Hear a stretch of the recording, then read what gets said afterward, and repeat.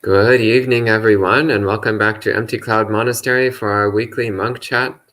So we have with us this evening, to my right, we have Bhante Sumitta, our Mahatera from Sri Lanka.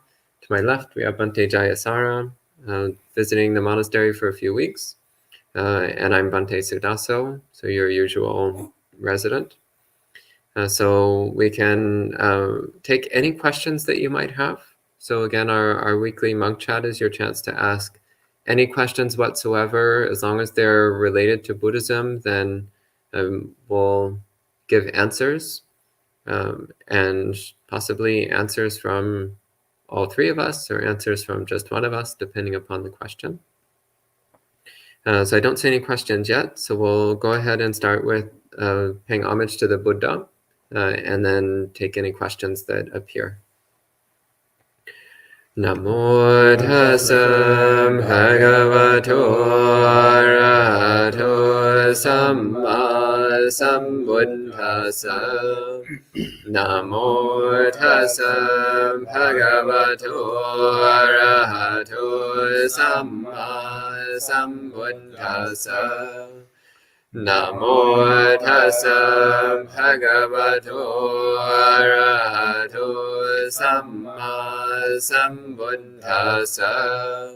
Buddhang dhammang sanghang namasami. Okay, so I see one question has appeared.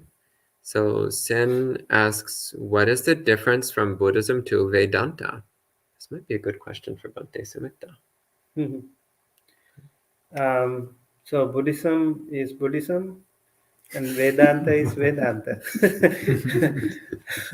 So Vedanta is Veda and Anta. There are 4 Vedas, Rig, Yajur, Saman, Atharvan. So Veda Anta means the ending of Veda. That is like Upanishad and the other later additions. In fact, most of those Vedanta philosophies are also very powerful. Those days in India, there were a lot of teachings. Most of those ascetic practitioners, they were taking robes in different traditions and different styles. And later on, the offshoot of Hinduism also appeared, depending on them. So these were mostly depending on those monotheistic and then other many atheism and theism, and then multiple devas. They appeared in India. People started respecting the nature. For example, the nature, the rain, the fire, the everything became a god to them. So they started respecting them. In Vedanta philosophy, I think it is little bit more philosophical. For example, Upanishad means means close. Nisidati is to sit. So those teachers, they were teaching the students, chosen students, something that was very important. So they were called Upanishad, the one who was sitting next to them. And then there were different categories also, like Kata Upanishad and other Upanishads. So there were some similarities with the Buddhism too, but with regard to the main fundamental theories of Buddhism, they were little more different. Buddhism was way different in that sense. Like, for example, the teaching of anatta, no-so theory, was one thing that Buddhism didn't match with any of those other Indian teachings. And also, even the theory of karma, to a certain extent, there were other teachings matched, but there were many different layers of Buddhism that didn't match with some of those teachings. So, Paticca Samuppada, dependent origination, and Tilakkhana, Anicca Dukkha Anatta, and the Four Noble Truths, and they were unique to Buddhist philosophy. So in that sense, we can say there are many differences, but there were some cultural and some other relations to Buddhism, because both of them originated in the same land of India. Great. Thank you, Bhante. And the next question, Sud asks, is it possible for one to practice the Eightfold Path with precision in the lay mode of life, in non-monastic life? Or does one need to be a monk to fulfill the Eightfold Path to the best of one's abilities? Bhante Jayasara, would you like to answer this? Is it possible to practice the Eightfold Path with precision in lay life? Yes. No, well, see, this is the way I say thing is, whether you're a layperson or a monastic, the way to ending of suffering is the Noble Eightfold Path. It's the fourth noble truth, right? Even though, monastics, we have, the Vinaya and extra rules that we go by, but we still follow the Noble Eightfold Path. There's no like super secret monk Noble Eightfold Path that we follow that you learn about when you become a monastic. It's still the Noble Eightfold Path. It's still Sila, Samadhi, Panya. Right? So, as a layperson, many Buddhist lay people, they won't, maybe they'll be very, very strong on dana and sila, but maybe they don't practice much bhavana, right? Or maybe, a Western person comes to Buddhism and they don't want to hear anything about dana and sila, but they just want to hear about bhavana to practice, right? And so, different people might practice only certain parts of the Noble Eightfold Path, but every person, whether monastic or lay person, you can follow the Noble Eightfold Path, and that can lead you towards the ending of your suffering. Right? This is very, very important thing to understand. The Noble Eightfold Path is it. That's the path. That's what the Buddha called the Arya Pariyesana, the noble quest, the noble search, the noble journey, is to follow the Noble Eightfold Path. And so as a layperson, you can follow the full Noble Eightfold Path. I did it, right? I have more years practicing the Noble Eightfold Path as a layperson than I was a monastic. I'm still a baby monastic in many ways, but I've been practicing the Noble Eightfold Path for like 14 years. And so this is something that all of us can do. We can all follow. And even as a busy layperson, I practice the full Noble Eightfold Path and going on retreats and things like that. So we can all practice the Noble Eightfold Path with as much precision as we can muster, as much precision as we can do. Not everybody is going to follow all aspects of the Noble Eightfold Path perfectly, and that's okay. Right? We could just follow the Noble Eightfold Path, listen to the teachings, and put the teachings into practice as best we can.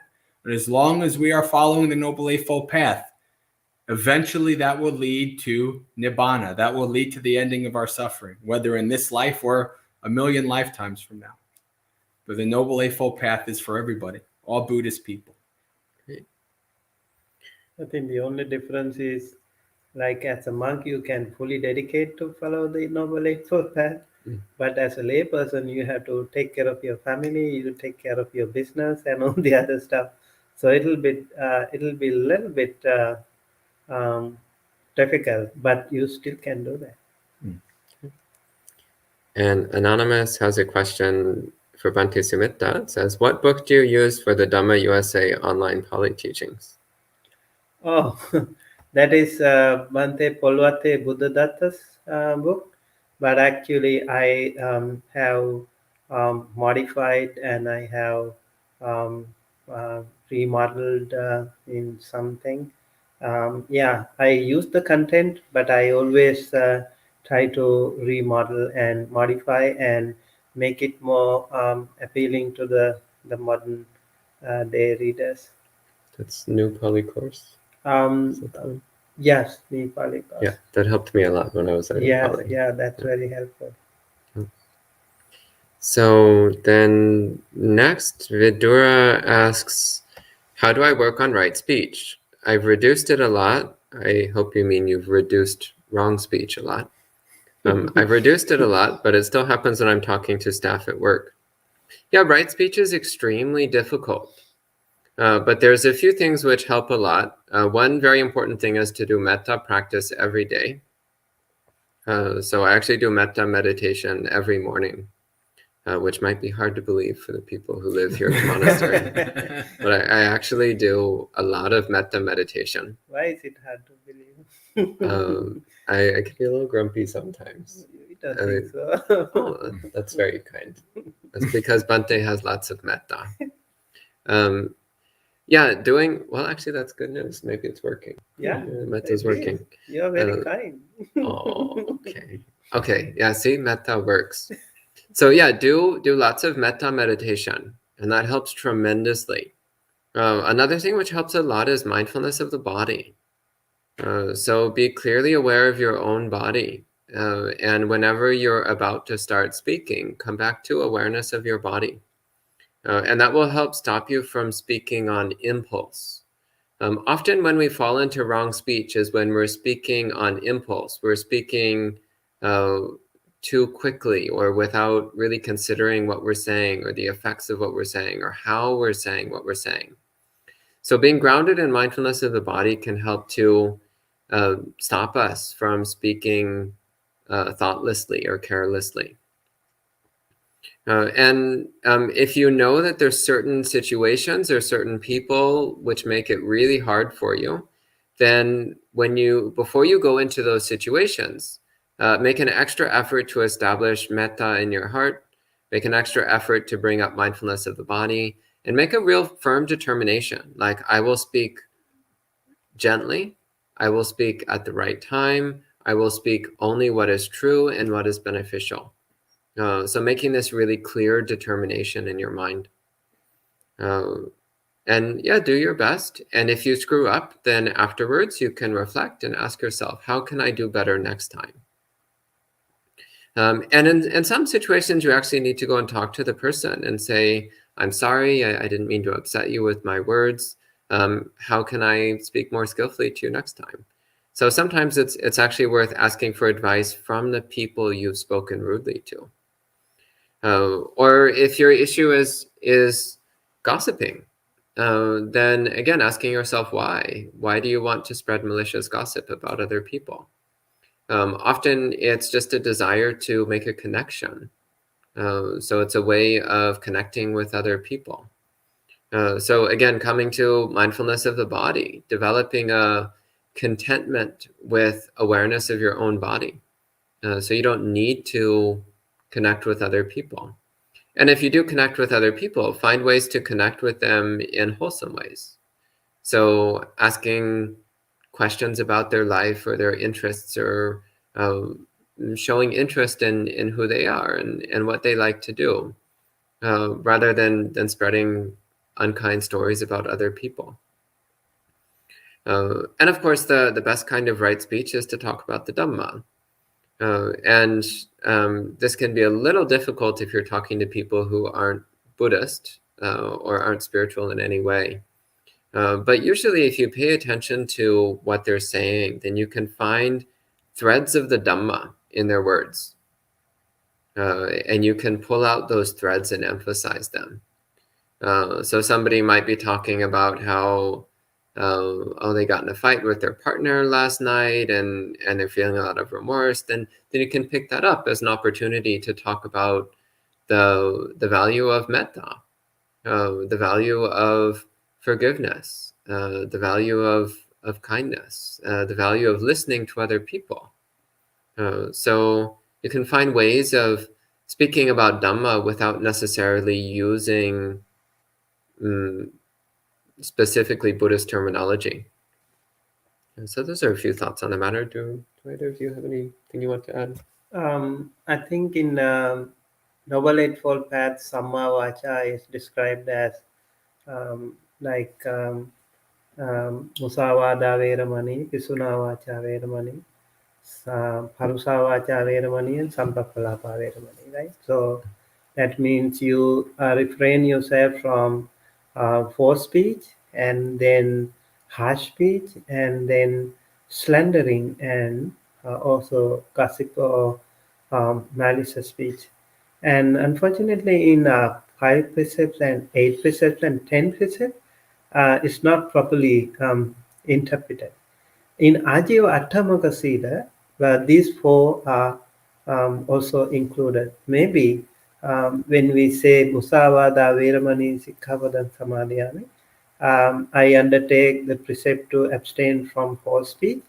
Maybe we need to take the other three more too to make it perfect Samma Vacha, right speech.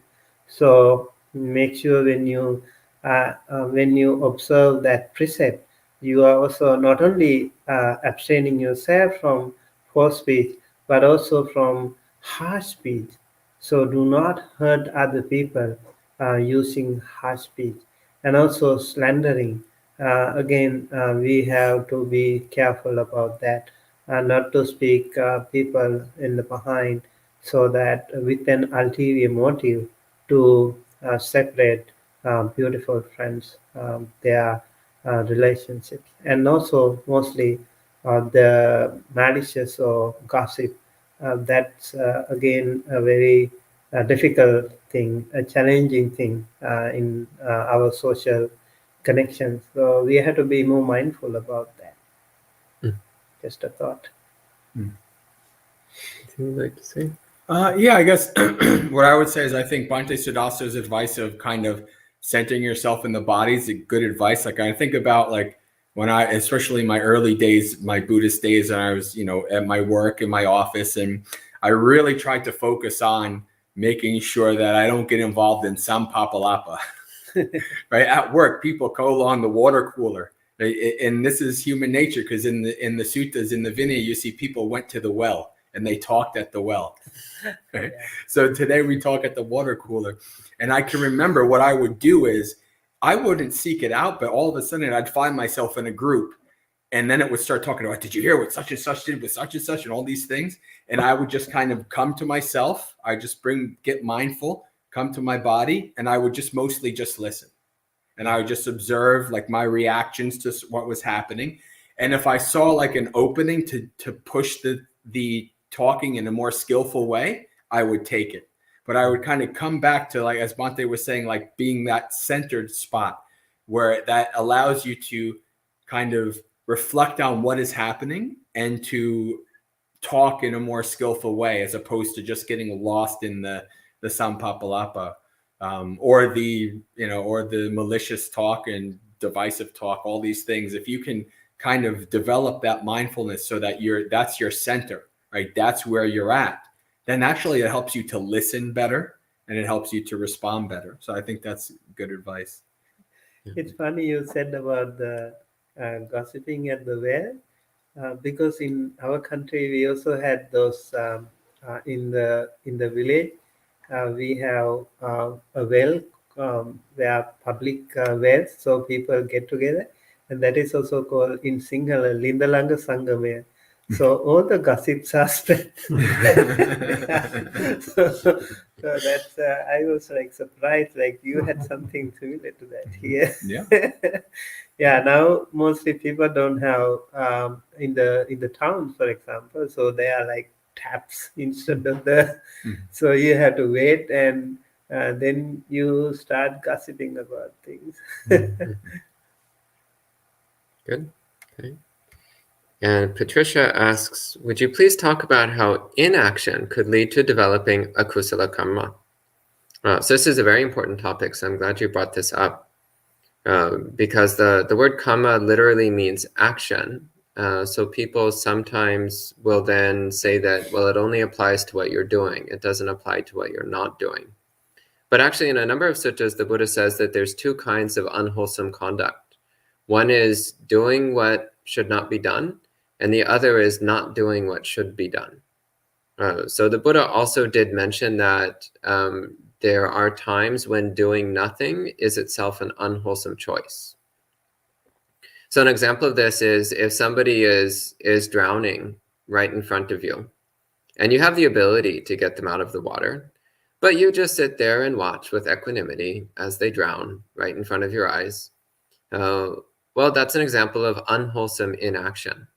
You know you have the ability to help, but you choose to do nothing. So the point is that you're making a choice. So choice is kamma. Kamma is choice. Anytime you make a choice, that's generating kamma. So that also means if you have the option to do something wholesome and you choose to not do it, then that choice is kamma. It's a mental action. Therefore, it's still an action. It's still a kamma. And inaction also, another way that this can lead to a kusala kamma is it can generate apathy. So not caring. So a disregard for what's going on around you, a disregard for the suffering of others, or a disregard for your own ability to act, a disregard for your own ability to do good things in the world. So then this leads to increasing apathy and increasing disregard. And we start neglecting the opportunities that we have to cultivate our hearts, to build the path towards awakening. So those are a few thoughts I have on this. Do you have anything you want to say on the topic? I think I just remembered when you said like when someone is drowning, you just don't do anything. Nowadays, many people take their phone out and then live streaming. When someone is drowning, you will live stream, and also when you see someone fighting, rather than going to stop them in your capacity, you will live stream and see how we have. This is actually totally unwholesome too, because some people get maybe even wrong lessons. Perhaps they feel that what do you feel? Sadistic pleasure. Like when you see someone else is suffering and you're not really having that karuna or compassion, but rather you are doing actually something unwholesome. So let's say like very little kid is in between the situation, and maybe he can do that, or maybe you see someone physically larger than you, stronger than you, fighting, and then maybe you can do that physically, but you can do some other thing. You even can send some loving kindness to them. May they be well, happy, healthy. May they get rid of this hatred, anger. You can even send that loving kindness, at least if you can do anything, or else do something in your capacity to separate them, to help them compassionately. This is what we should do, not really like this. And the other thing is like inactive, maybe something like in mind. Um, you also can be active, although you're not physically active, but you can be mentally active too. That is again very important. Sometimes you might be angry, you might be jealous. These things also, actually, most of our defilements are mostly mental. You don't apparently see that. People may be sitting or standing in front of you very nicely, but inside may be burning with fire or jealousy or greed or whatever.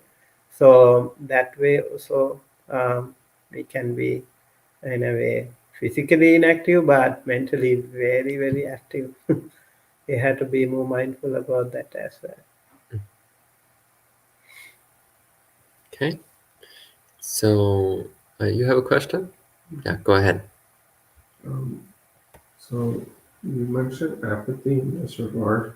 Like if someone falls into a habit, what is acceptable, like in order to get out of it? Like can they resort to being more, I guess, like forcefully wholesome to like really get out of a rut? Or how should that discretion, what advice would you have for like, like how to use their discretion in that kind of situation? Yeah, I'd say actually if one is in a habit of apathy and disregard, then you actually do need to force yourself to be good.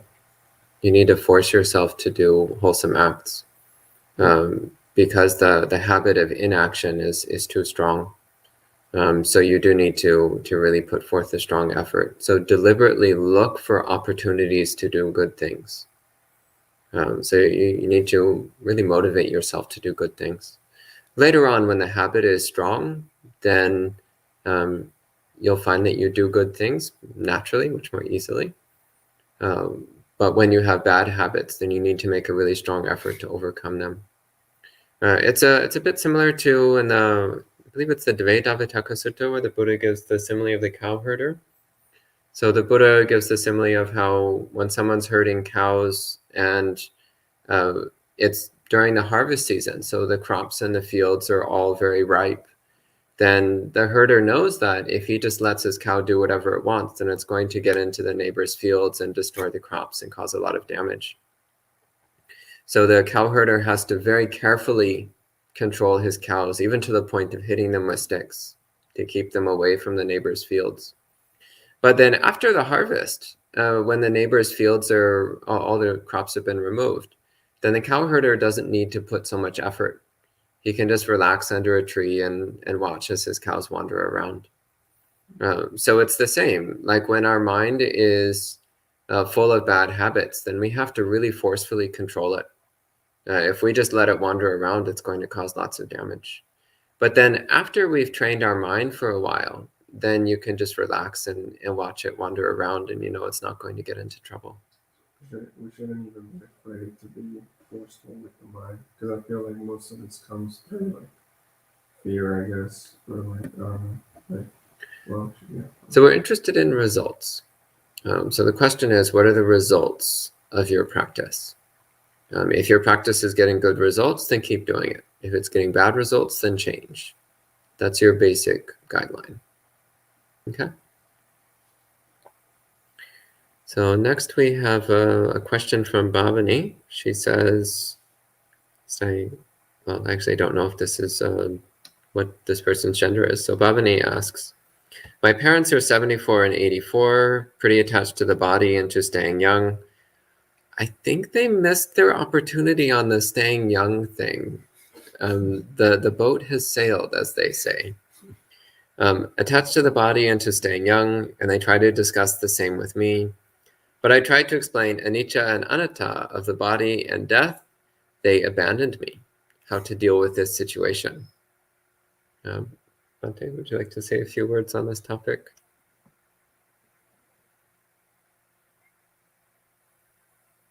So elderly parents. Well, I think this kind of, at least from my perspective, what this kind of comes into is something that's actually very common for a lot of Buddhist people, is talking about, as Buddhist practitioners, part of our practice is, old age, sickness, and death, the 5 remembrances, the divine messengers.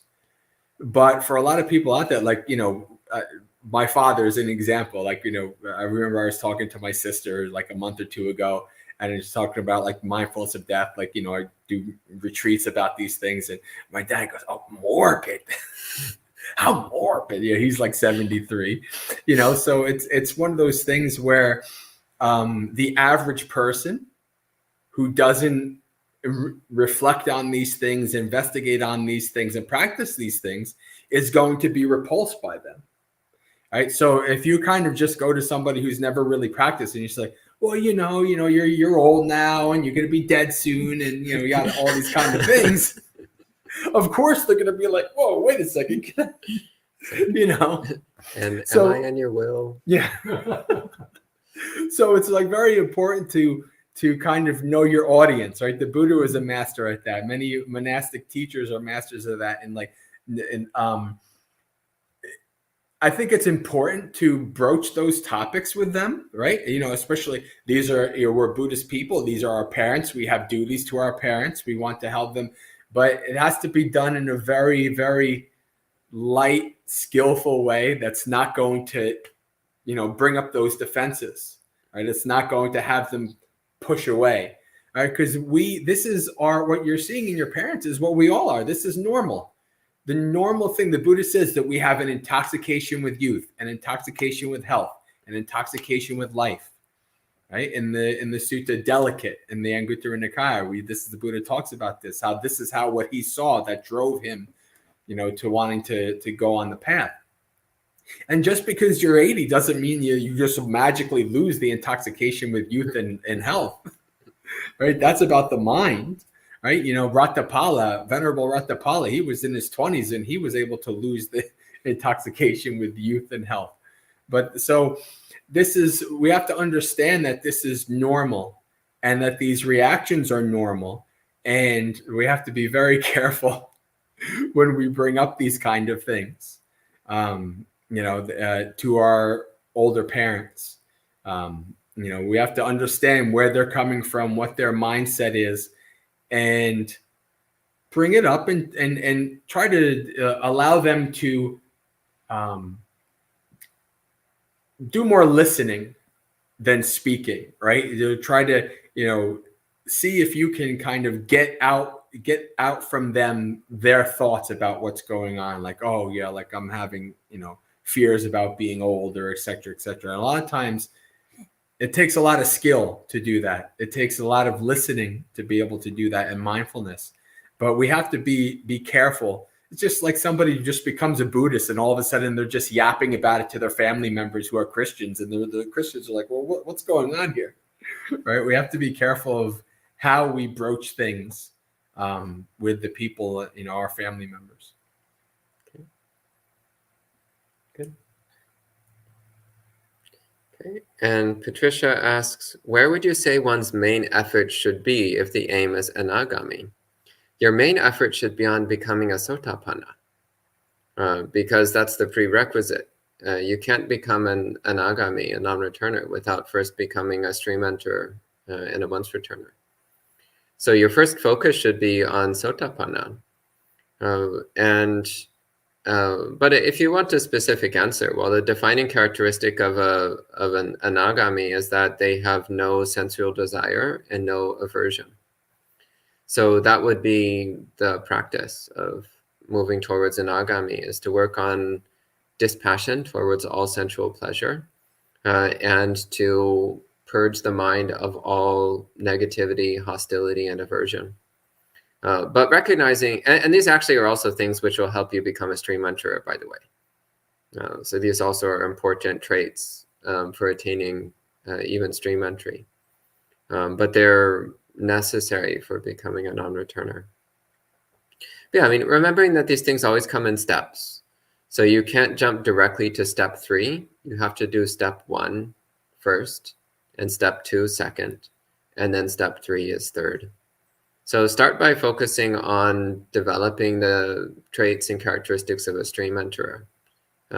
And you can worry about the later steps after you've mastered the first one. I appreciate your enthusiasm, though. That's very good. Yeah. And Sud asks, there is a sutta that talks about how the merit of all actions doesn't equal even 1/16 of metta. I assume you're talking about the finger snap sutta. Does it mean then that even an act like opening a door with metta is superior to great acts of dana, etc.? Bhante Sumita, would you like to answer this one?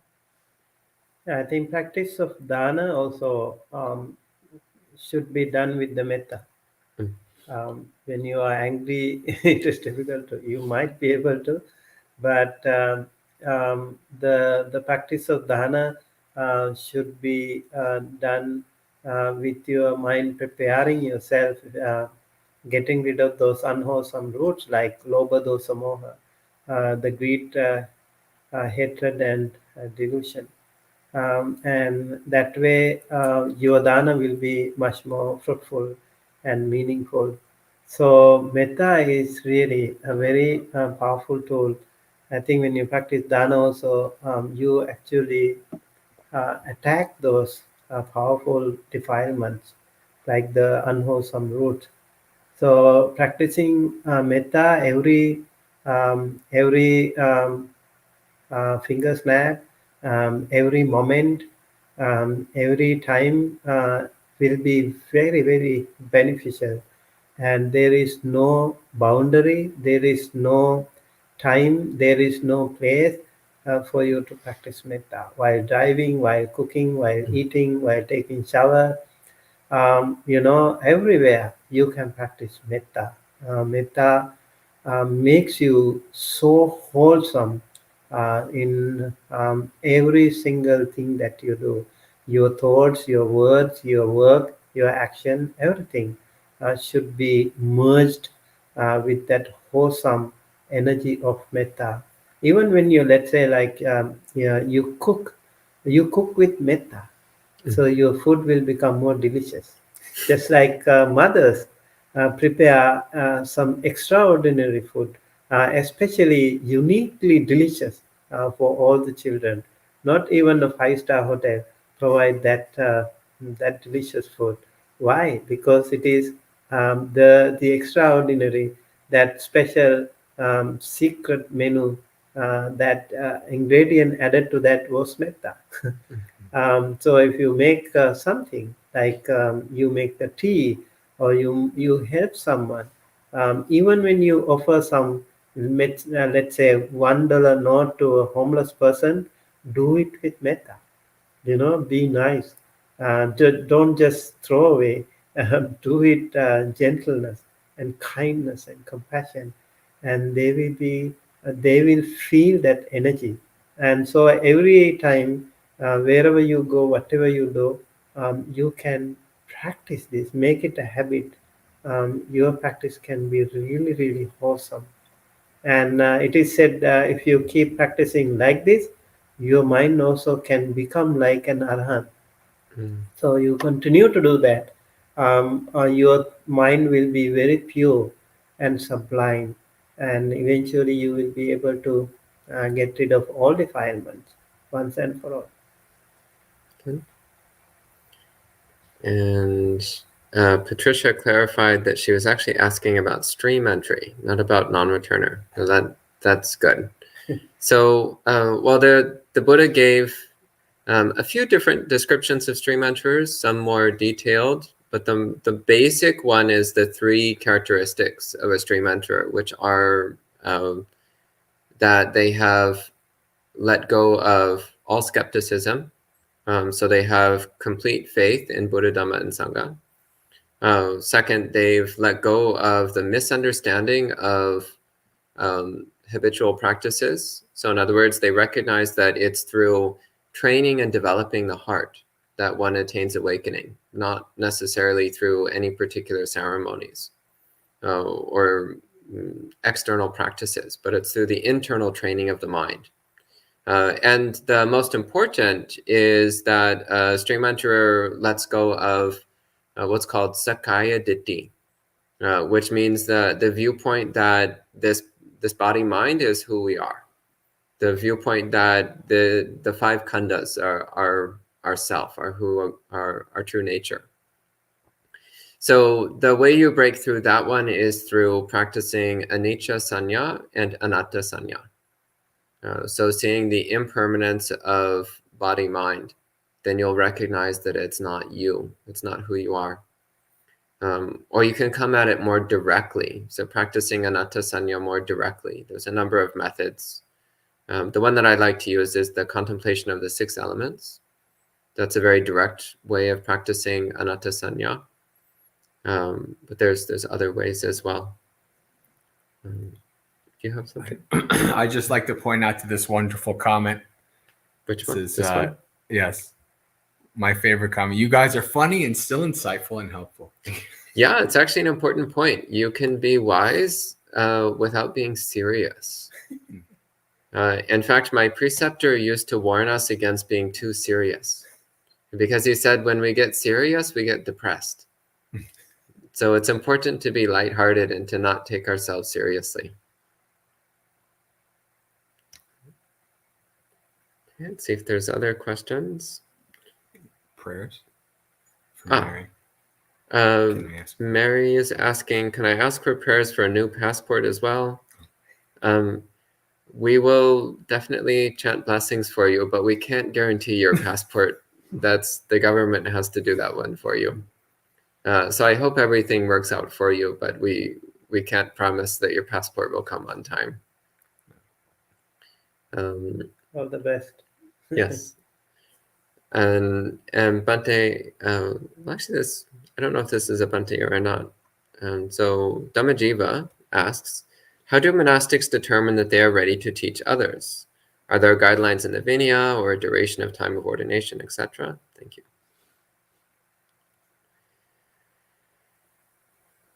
There's no strict guidelines. So the Vinaya has guidelines for when a monk is independent in the sense that they no longer need to live with a teacher. And before that, if one wants to teach, one is supposed to get permission from one's teacher first. But after that, it's really up to your own self-determination. You look at your own practice, at your own understanding, and you ask yourself, do I have something to share with others? Do I have something to say that might help other people? And if you do, then you might share it with others. But if you think you're not ready yet, then that might mean that you're not ready yet. Those are a few thoughts, Bhante. Do you have anything on this? Yeah, I think when you are preaching Dhamma, you make sure that you have enough confidence in the Dhamma, and of course, you don't have to be like perfect in all the Tipitaka. At least you need to know some of those fundamental teachings of the Buddha, and you need to also know when you teach the Dhamma, you are prepared for that. Even if it is a short Dhamma talk, you are prepared. This is what you are going to do, especially at the beginning. You need some training for that. And when you are, of course, there for a while, you don't need to prepare. You can, just like this monk chat, we can talk for hours due to our years of training.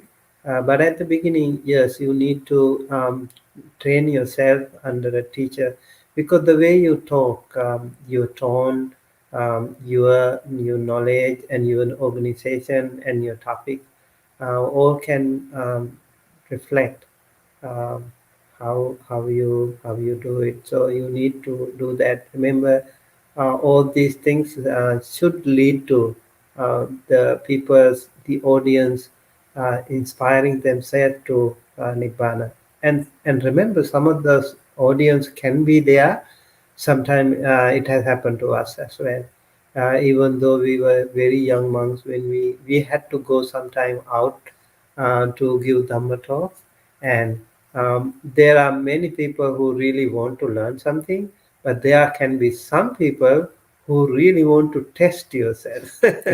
So you have to be prepared for that as well. Maybe there might be some people, so you need to be prepared. And just start yourself with a good intention that I'm going to teach the Dhamma and I'm going to learn myself. And by listening to more and more Dhamma talks by those learned Dhamma teachers can be really helpful. And also, when you teach, you need to have a beginning, a summary, just like giving a lecture. You have those what do you call um, ideas, themes that you are going to talk about, and later on you can sum up later. You don't need to cover a very vast field. Just even one point you can elaborate for the benefit of the many. Also, depending on the situation, maybe if you are going to a dana ceremony, you need to know about something about the dana, the benefits of the dana, how to prepare yourself in giving a dana. And if you're going to funeral service, you need to prepare for that. And if you go to any other, maybe you're going to a hospital to bless someone, or there is someone who is sick, maybe some young people, maybe they will ask some random questions. So you need to be prepared for them as well. All these things should be done with loving kindness and also gentleness, and also with some good intention of teaching the Dhamma. I believe in the sutras, the Buddha says the ideal teacher is awakened. So that would basically knock out about 99% of Buddhist teachers in the world from teaching. But for myself, what happened to me was what can happen often is my preceptor, the abbot of my monastery said, okay, now you're going to start teaching. Right. So that can be something that happens, is like your senior, the monastic who is your teacher, who is your preceptor, who ordained you, can say, okay, I think now you can start, sharing the Dhamma little by little and get you experience, and then it builds from there. And then there's some people, I guess it's like some of the Thai forest places where the abbot or the master is the only one that gives talks for years and years and years, and you could be like a senior monastic and not have given much talks. I think there's a huge diversity in terms of how it's kind of decided how you start to give talks and teach. And maybe you could take this next one as well. This one says, how should I work with restlessness during meditation? Do you want to talk about this one? Sure. So restlessness. Restlessness is an agitated mind. Right? So there can be a variety of different reasons why your mind is agitated. What we can do, what I would suggest is when you sit down, right? If you're sitting down to meditate and your mind is restless, investigate that, observe that. Why is it restless? Maybe you just went through the day, right? And you say, okay, I'm meditating now in the evening before bed, and your mind is just going through everything that happened in the day, worries and concerns and likes and dislikes and all of these things. And you can investigate, oh, okay, my mind is restless. We want to try to really observe why the mind is restless, how it is restless, what is the feeling in the mind of a restless mind, right? To really know and understand. So in essence, you can make restlessness your object of meditation. If you're trying to follow your breath and then something just keeps distracting you away, and you keep trying to force yourself back on the breath, but you keep getting distracted away because your mind is restless, investigate the restlessness. We have to know. The Buddha says we have 5 hindrances that the Buddha talks about. One is restlessness and remorse. And we are to know how it arises, how it ceases. We are to know how we feed it, ahara, how we feed something, nourish something, and how we starve it. Right? So we really want to know all aspects of that restlessness. We want to know exactly everything about it. And we do that by investigating it. And when we understand often how it arises or the causes and conditions for it arising, then we actually have power over it. We have the ability to abandon it, to let it go, or to use a various technique that allows us to subdue it so that we can do we can continue on with our practice. But restlessness is one of the hindrances, and this is something that we need to know very, very well. Pajanati, to know very deeply. That's what we to do, to understand it. Good. And Anne asks, is the name Empty Cloud Monastery somewhat inspired from the monk Empty Cloud? Actually, no. That's a coincidence. Though I'm aware of the Chan master named Empty Cloud, and I have a lot of respect for him. He passed away a long time ago, but I have a lot of respect for him. But that's not where the name comes from. This monastery was originally a Catholic monastery called St. Cloud Monastery. So when we converted it to a Buddhist monastery, we wanted to keep a similar style to the name, but make it a little more Buddhist sounding. So we experimented with many different options and eventually decided on Empty Cloud. which is a reference to emptiness. And the next question here, Sarah asks, how should one greet a Buddhist monk in the US? Do you say, hello, monk? No. Or hello, venerable? That's actually pretty good. And do you bow? Yes, bowing is always a good thing to do. Or if it's not doesn't feel like a good circumstance to bow, then you can at least put your hands together in Anjali. So this is always considered an acceptably polite gesture. So whenever you see a Buddhist monk, put your hands together in Anjali. Venerable is a very safe term of address because it's pretty much universally accepted, and it's also not gender specific. So you can use it for any monk, whether male or female, of any Buddhist tradition. So venerable is a very safe term of address. In the Theravada tradition, you can call any male monk Bhante, and any female monk you can call Aya. But it's also often good to just directly ask, like, what title do they prefer to be called?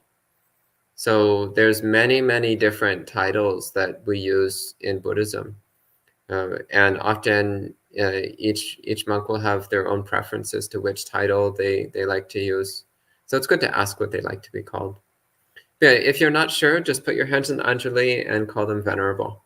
That's always the safest option.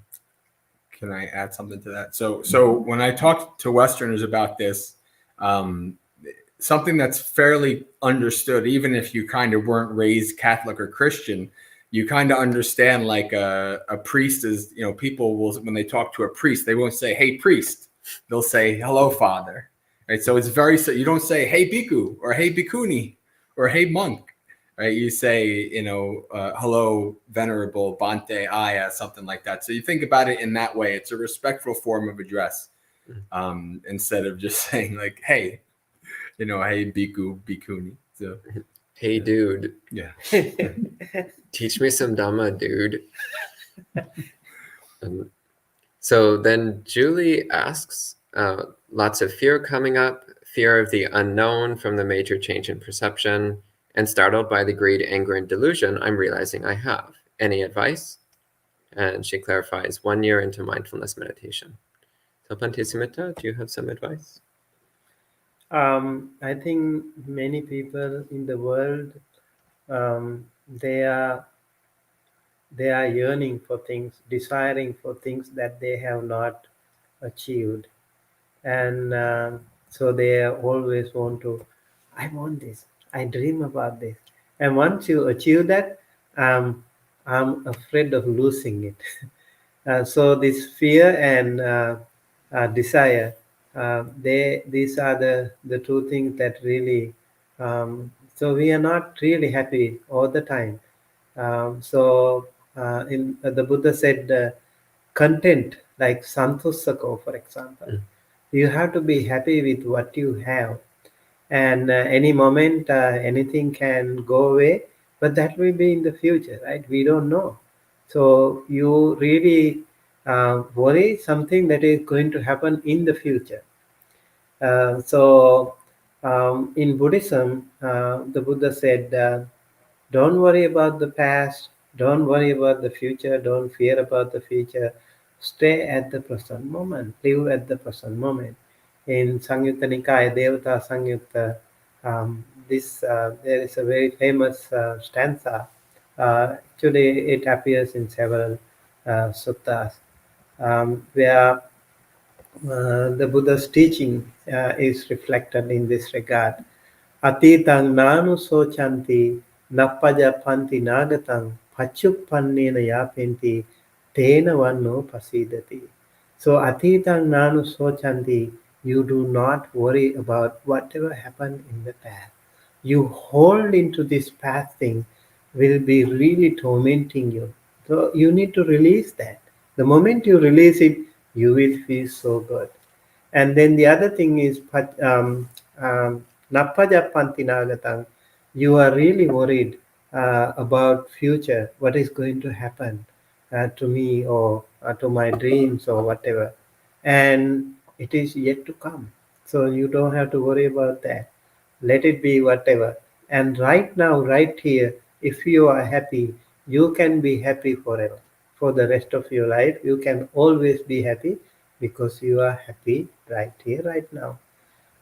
So actually, what happened? One devata, a deity, he saw a monk living in the jungle, but this monk was looking very pleasant, and he's in the jungle, living under trees and living with very little things. And the he was very surprised, and he asked, "How come you stay in a jungle with minimum facilities, but you still look so happy and so peaceful and so pleasant? What is the reason? What is the secret?" And then the monk said, "I don't worry about my past, and I'm not afraid of my future. I stay right here, right now. I enjoy my present moment, and that is why I'm looking pleasant and peaceful." It's beautiful. Okay. And Sud asks, can you kindly explain a little more about how 6 elements practice leads to non-self meditation? Well, actually, for this, I go off of it's one of the Rahulovada Suttas, but I actually can't remember which one it is. The one where he gives the meditation on the 6 elements.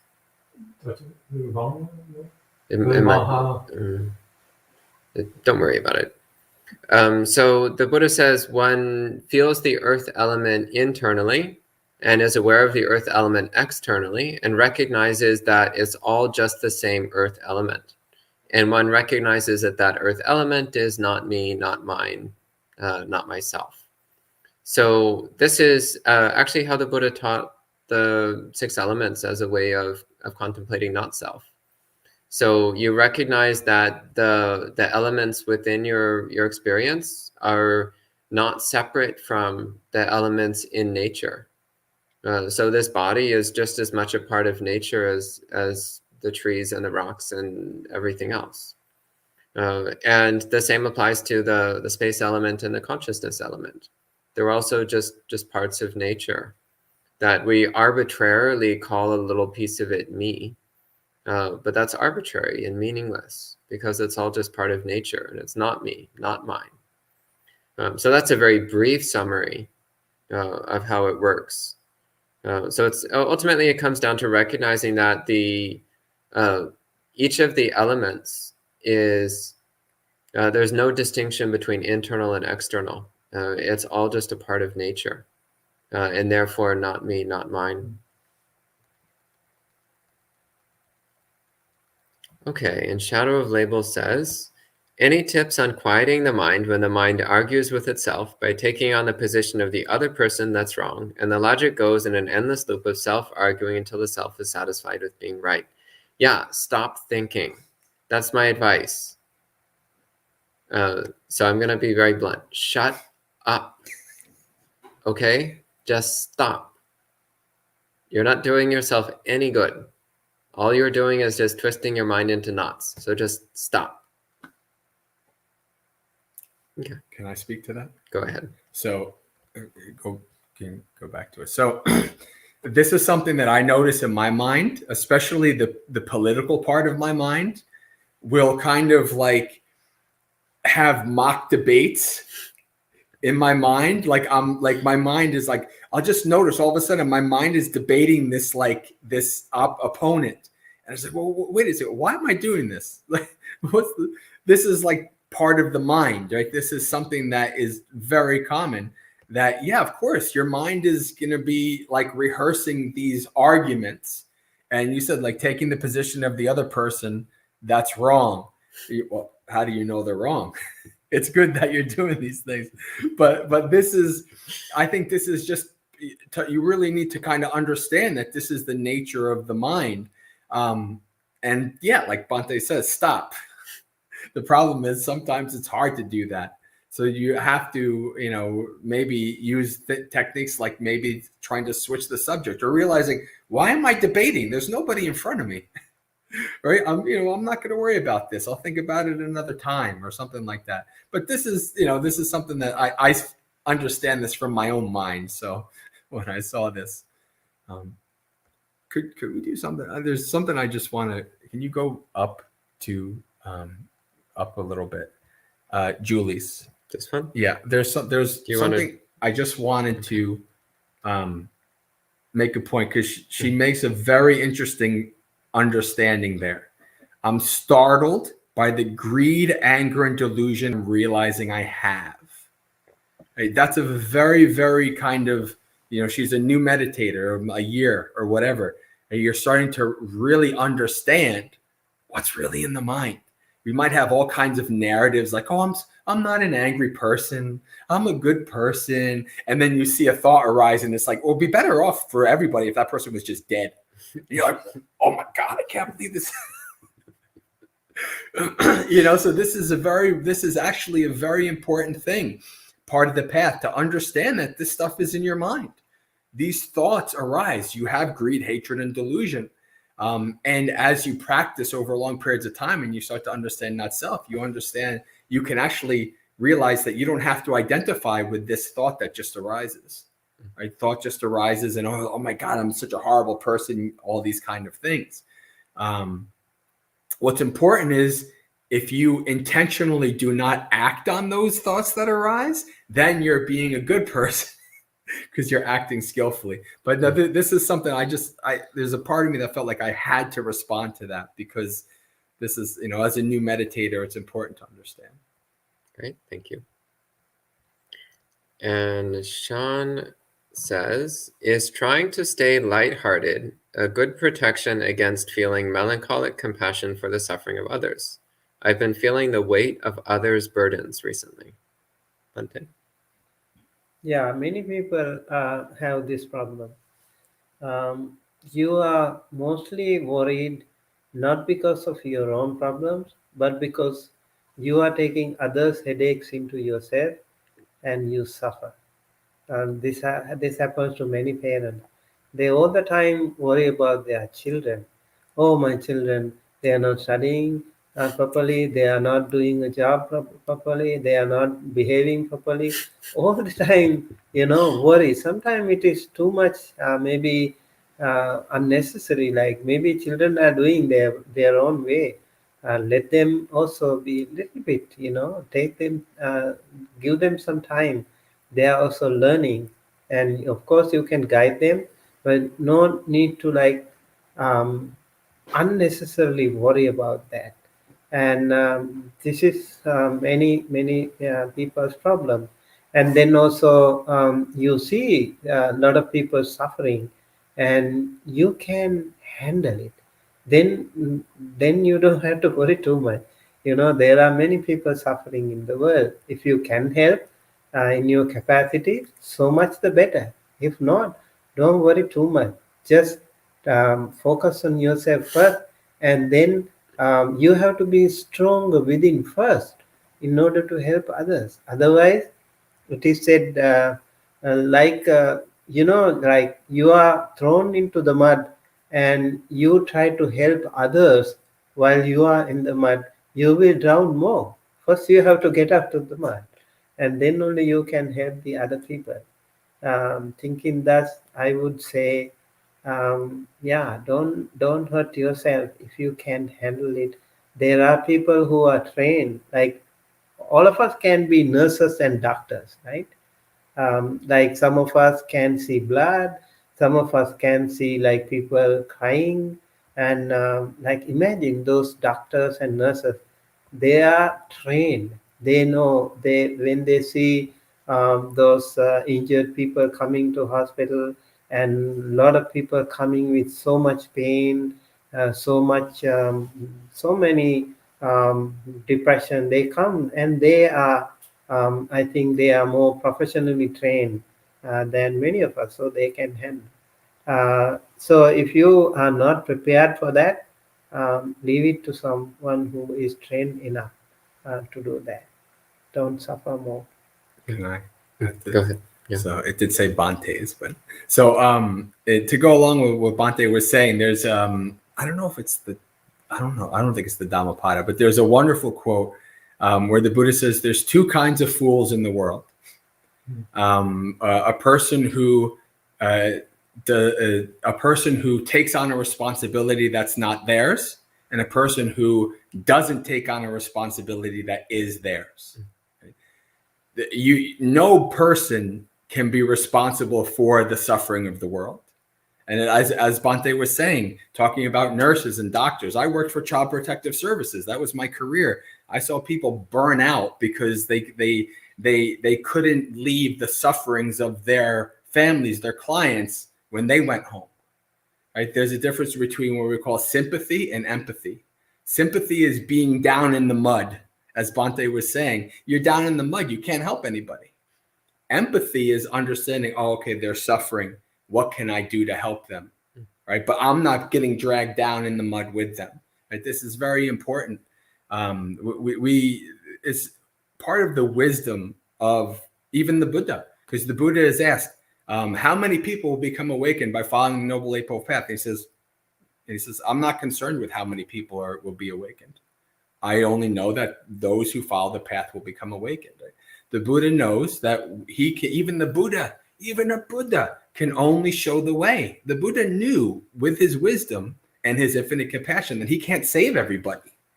If he could save everybody, there'd be nobody left in samsara. It would be done. Right? So it takes wisdom, and like as Bhante said, to be able to have the ability to self-care and protect yourself so that you can help others. Good. And Sud asks, do you think coming out of difficult situations unscathed with no idea as to how, could this be an effect of one's past good karma?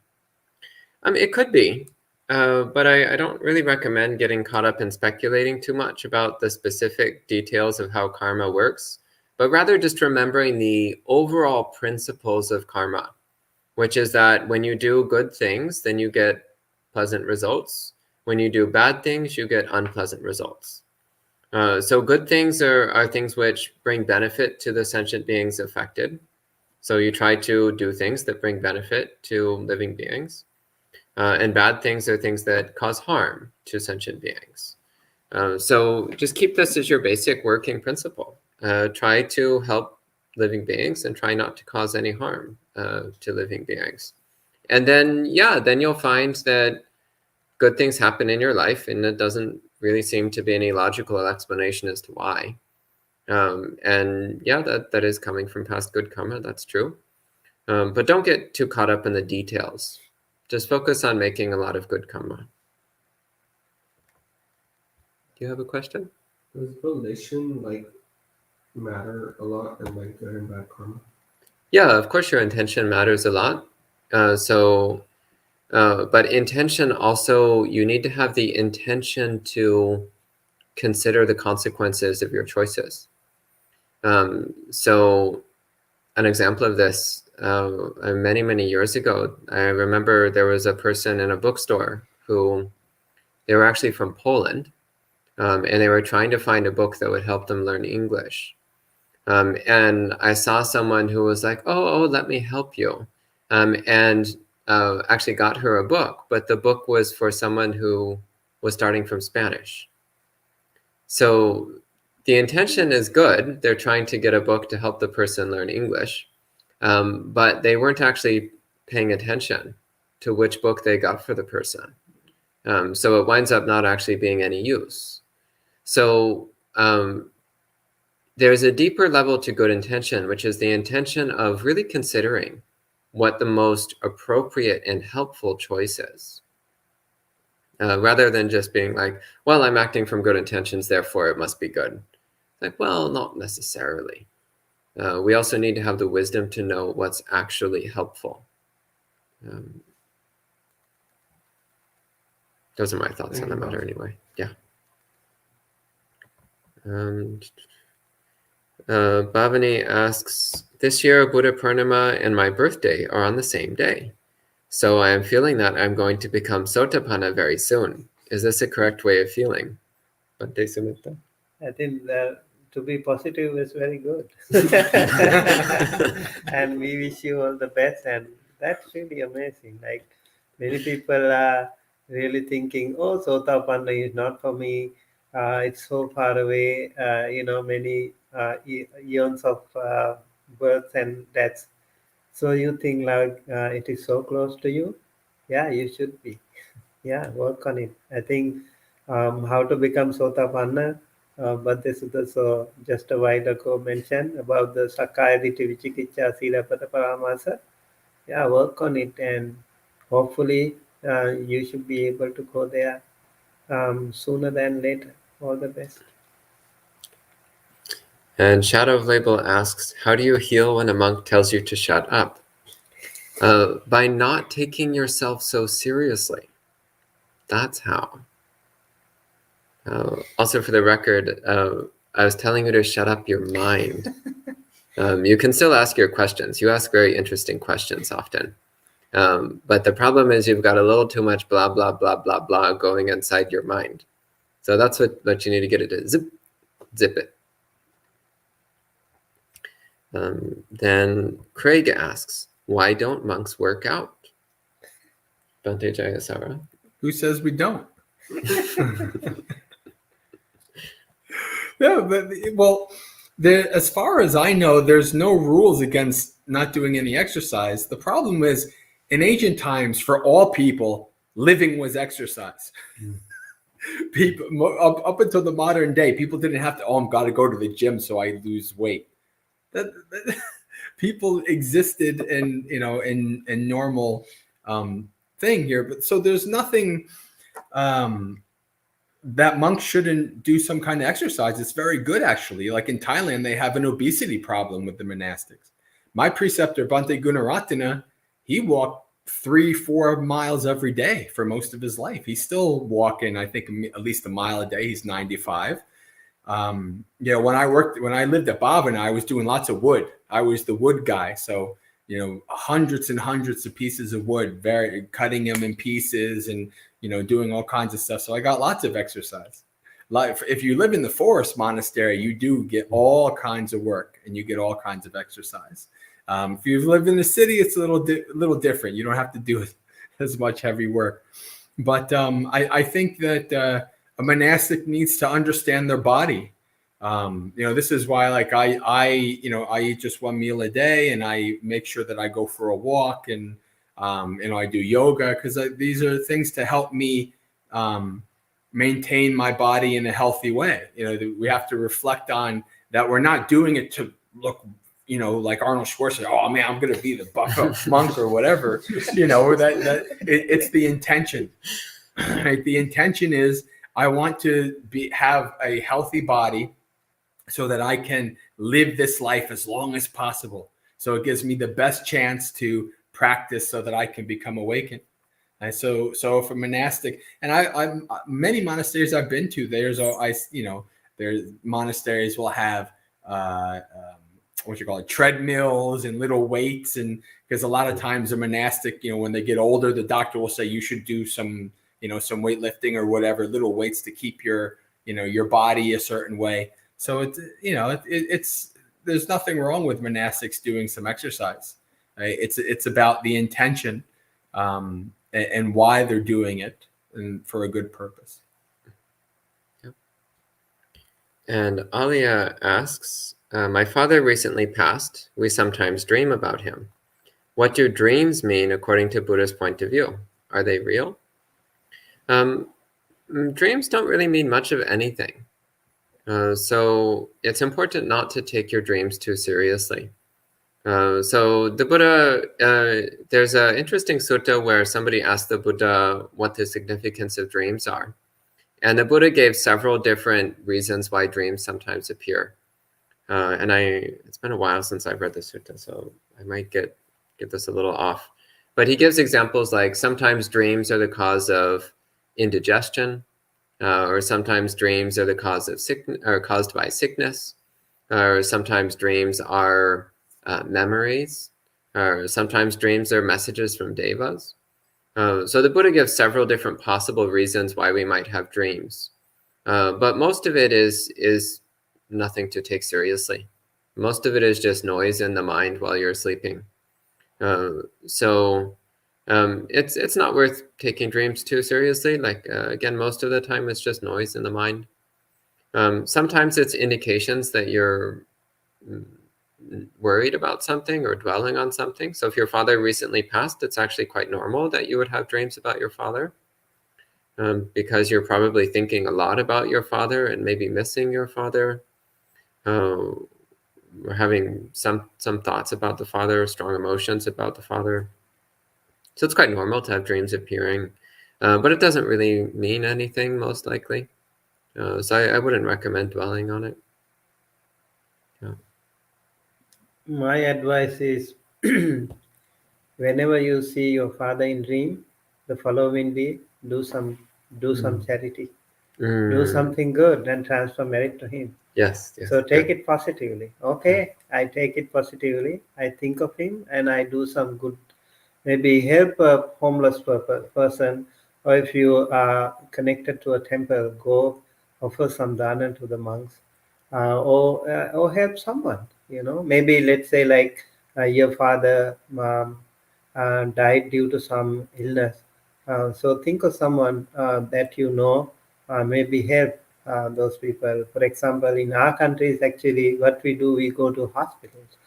Let's say someone has cancer, or we have a cancer hospital, so we go help some of those people. So that can be converted to a wonderful, positive, or noble cause, so that you will be happier. And in case if you can transfer merit, your father will also be happy. And Sud asks, how do the characteristics of Sotapanna fit into the practice of the Noble Eightfold Path? They actually all fit under right view. So all three of those characteristics fit under right view. But right view is supported by the other 7 parts of the Eightfold Path. Because this is not right view in the sense of intellectual understanding, but it's right view in the sense of directly seeing the true nature of reality. So this is something which depends upon right attitude, it depends upon morality, it depends upon purified mind that comes through right effort, it depends upon the sharp attention that comes through mindfulness and concentration.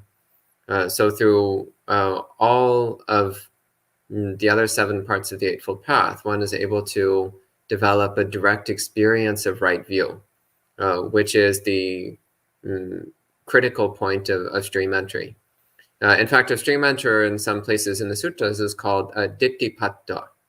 So dittipatta means one who has attained right view, one who has finally reached right view. So you actually don't have right view until you're a stream enterer. Before that, you only have an intellectual idea about right view. But a stream enterer actually sees for themselves what the Buddha was talking about. So they finally have a genuine right view. And that's the last question. Do you have any more comments on this? No? Good. Okay, and that's the last question from online. Anything else from the residents? You have a question? Yes. Are there any discourses that talk about the 10 fetters in terms of Mara? Because I know that they're mentioning like the hindrances in terms of varnis, and there are some hindrances like the Apada and Kamaraga that serve as both hindrances and fetters. So I was wondering if, because fetters is such a strong word that I understand is like a Banta Samsara, but is there any mention of that being a Banta Mara as well? I actually have been working on Mahanidesa Pali. I found several places where the 10 Mara Senas are mentioned. Like Kamate Patama Sena, the first Mara army is the Kama, the desires. And so then the other different defilements have been mentioned there. Quite a few suttas are there about this Mara. And there are 5 kinds of Maras, Mara, Skanda Mara, and then Kanda Mara, and Devaputta Mara, Kilesa Mara. So they are different forms of defilements. And in some cases, it is said there is a Mara in the somewhere in the Taotinsarayam, a regional lord who also can be influencing us. Sometimes when we do good things, like let's say you start to practice meditation a little bit more, he might not like it. He might try to divert your attention. So when you say, "Oh, I am meditating and I can really focus," maybe so the only shield that you have is to counter this is your sila, your morality. And if you practice, oh, there is something missing in my sila, you go back, reflect on your sila, and then you observe again and make sure your sila is fine. And then even the Mara cannot shield it, cannot pierce it. And Jerry asks, I was just doing Earth Kasina meditation, and my vision swam and locked into repeating patterns. It became colorless. I went blind around the kasina. Please advise, should I try to stop this or enhance it? So kasina meditation is something that should only be done under the direct guidance and supervision of an experienced teacher of kasina meditation. Most Buddhist meditation practices are quite harmless to do by yourself. So things like metta meditation, doesn't really matter whether you have direct guidance or not. You can usually get good results either way. Mindfulness of the body is also usually pretty safe, though it's always good to have advice from a teacher. But with kasina meditation, it's absolutely critical that you have direct supervision and step-by-step guidance from an experienced teacher of kasina meditation. Kasina meditation is a really great way to mess up your mind if you don't know what you're doing. So I'm not going to give you advice on kasina meditation over the internet. I am going to tell you that you need to have direct supervision from a teacher if you're going to do that kind of meditation. Okay. And Sud has a question. Is it right to think it would be okay to emulate a sotapanna? As if to think, how would an enlightened being behave and then behave that way? And perhaps eventually one will experience right view? Bhante, what do you think? I don't know how you would emulate a sotapanna. You would have to try to think about. You would have to try to put your mind into the mind of a sotapanna, and I don't know that you can actually do that.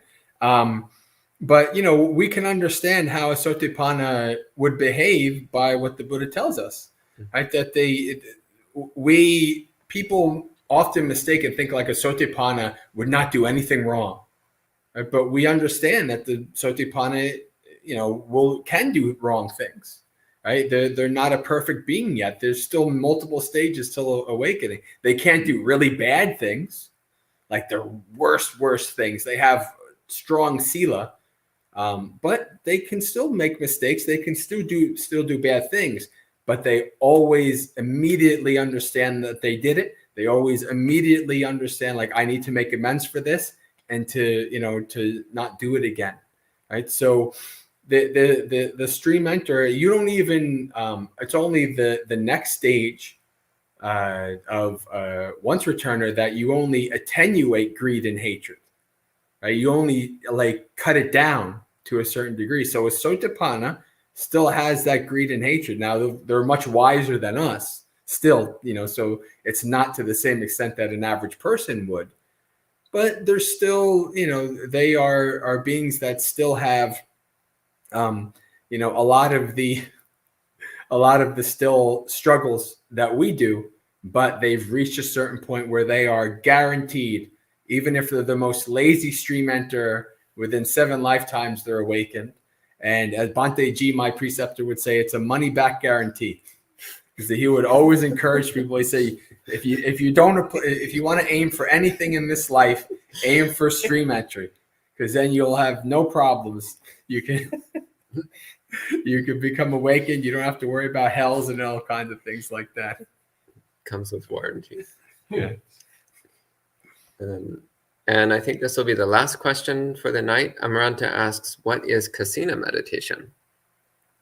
So kasina meditation is a kind of concentration practice where one visualizes an object and focuses one's mind entirely on that visualized object in one's mind.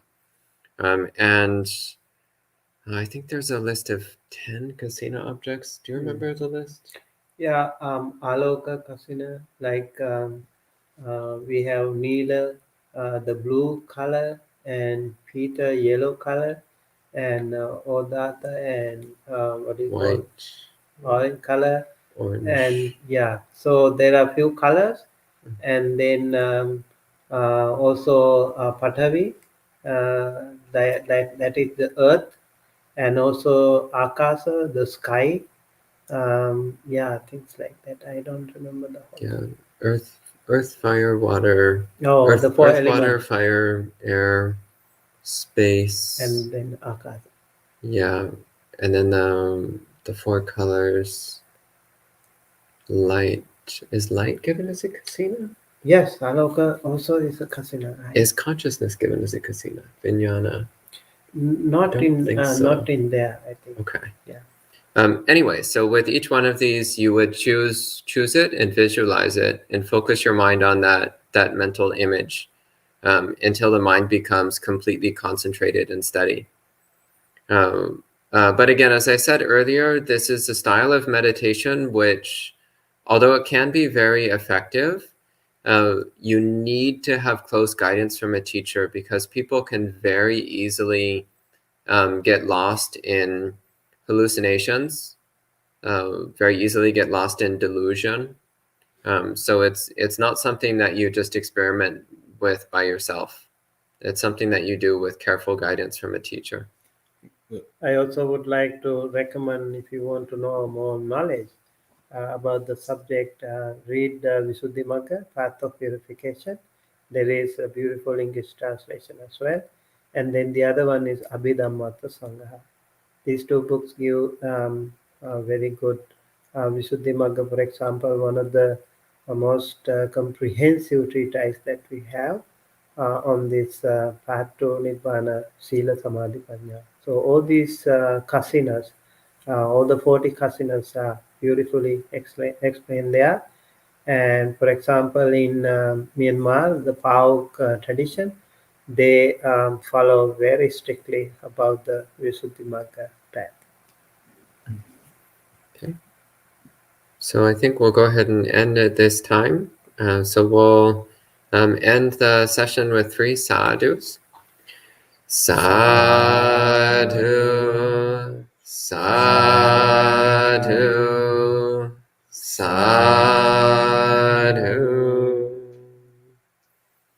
And we'll see you next time.